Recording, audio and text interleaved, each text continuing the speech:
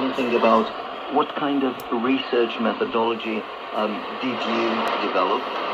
Did you activate while writing, or at least while you prepared for writing the book? I had the chance that the documents of the Balkan classroom were kept in most of its complete form at the National Archives in Bucharest.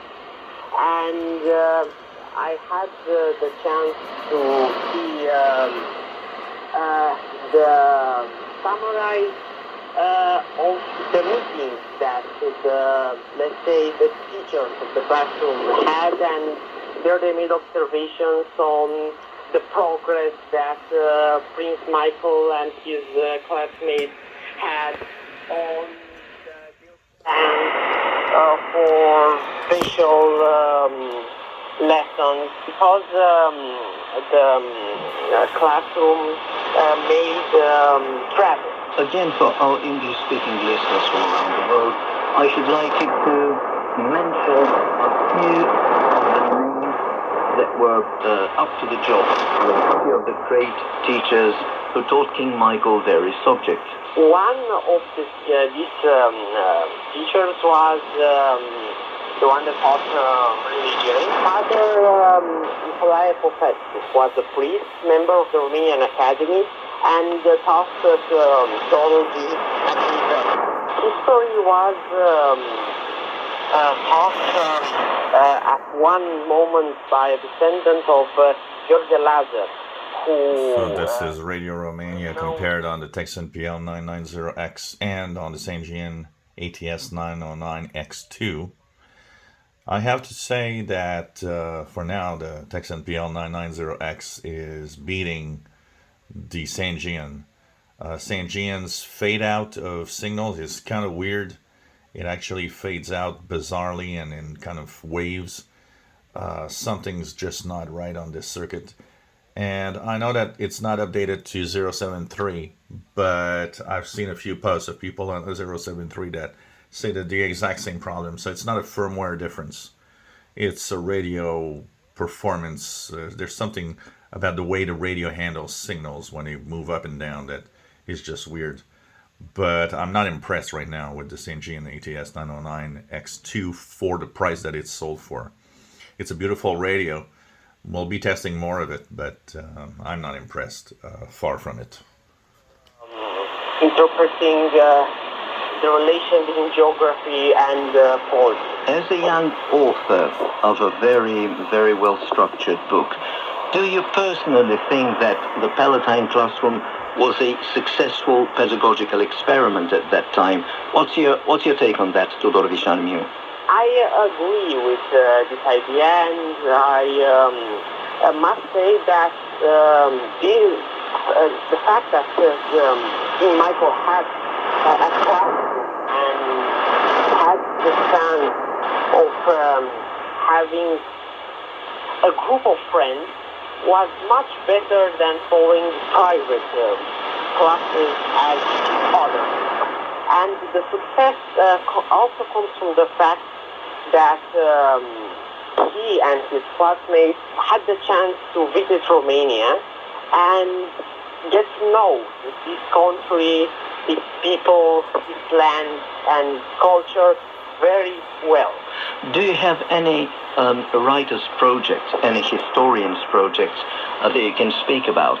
Well, at this moment, I am preparing my degree in history, and it will refer to the principles on which the Romanian dynasty since up to Michael's in its way of functioning as an institution of the Romanian modern state. I'm sorry to ask you, what exactly are you preparing for? Is it a BA, an MA, or a PhD? Well, I just finished my license in fact, so it's the first type of diplomatic translation. Tudor Vișarmiu, thank you very much for this interview. You are listening to Radio Romania International. Next in the program, People and Places. Welcome to a fresh installment of People and Places with me, Mihaela Ignatescu. Today I will introduce you to the Romanian-born Canadian science fiction writer Nina Montano. Stay tuned.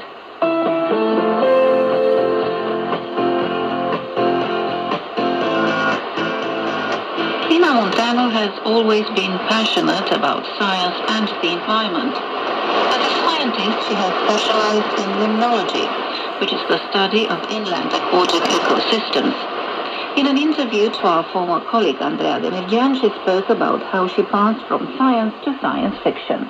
And as a scientist and a water scientist, I combine those two into something that's called ecofiction.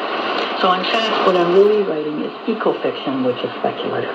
A branch of science fiction that is essentially more to do with the environment.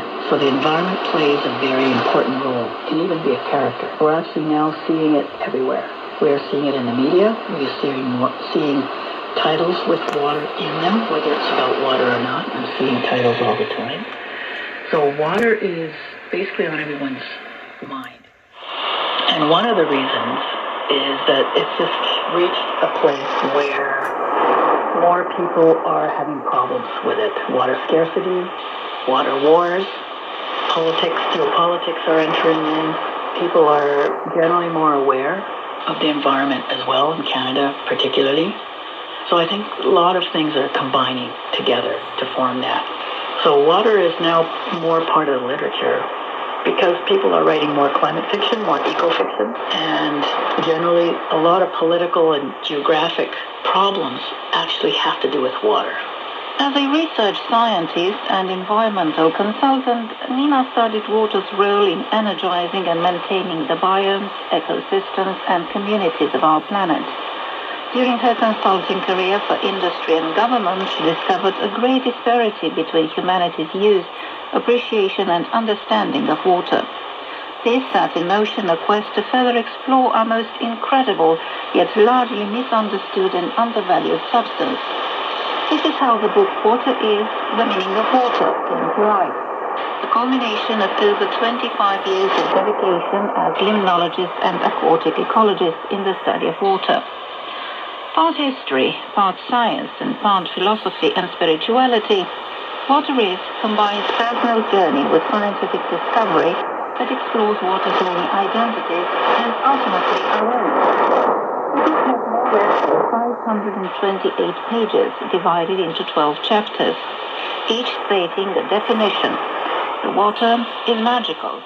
One thing for sure is we're going to try to change this. I've noticed that this is in automatic mode, but still, this is not a good performance when signals fade. We'll play with the different settings of the radio and make sure that we use the settings that make this filter stay where it is rather than have it change all the time. Because it seems like the automatic system that it has here is pretty crappy in actually receiving the signal. And I really like the Tecsun PL-990X much better. But we're going to play with that and change that and see how it performs when this is not in automatic mode. For sure. As a gas and as a solid, water is life promoting. There are a number of properties, I won't go into them all, that water has that promotes life singularly. So this makes water very, very important. Another chapter, water is motion. I love that one. I learned a lot.